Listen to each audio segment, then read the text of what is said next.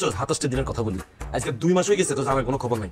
অন্তি আরো 20-25 দিন থাকা ধান্দা করতেছস কেন? প্লিজ ভাই এইভাবে বলিন না, খুব লজ্জা লাগে ভাইয়া। এলো তো শরম আসছে নি কোনো, তো লজ্জা থাকলে দেশ কথা বলতে পারতে আনলো ভাই। এইভাবে বলিন না ভাইয়া, ওই আম্মার সাথে কথা বলতে চাইছি। খবরদার খবরদার, খালামার তুই ফোন দিবি না, তো সারা ভাঙিয়ে যাই। ফোন রাখ, ফোন রাখ। হ্যালো আম্মা।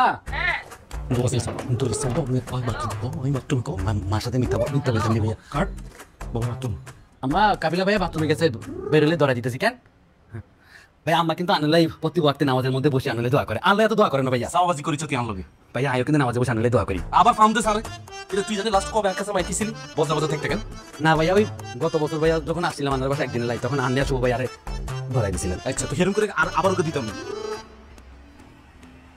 এই জাকি দরজা লাগা। দাদু একসে সিপাই করছে ডেলিভারি দেওয়ার জন্য কোনো মানুষ খুঁজে পাইতে আসে না। দাদু আমারে বলছে তোর বেতন 2000 বাড়াইয়া 10,000 কইরা দিতে চায়।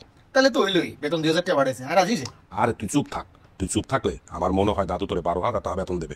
আরে ভাইয়া পাশাপাশি কাজটা আর মনে হয় না টাকা বাড়াইবো। আরে বাড়াবে তুই একসে টপ দুইটা থাক। দালাল তবে আমি পাঠাইলাম শিমুলকে বুঝায় আন্ডারওয়ার্ল্ডে জয়েন করাইতে, আর তুই উল্টা আমার নামে গুটি করতেছস। আমার তো সন্দেহ হয় তুই আমার ভাই কিনা। দাদু আমি গুটি করলাম কোথায়? আমি তো শিমুলকে বোঝাইতে আছি। আমি তোরে কি বুঝাইতে কইছি আর তুই আর কি বুঝাইতেছস?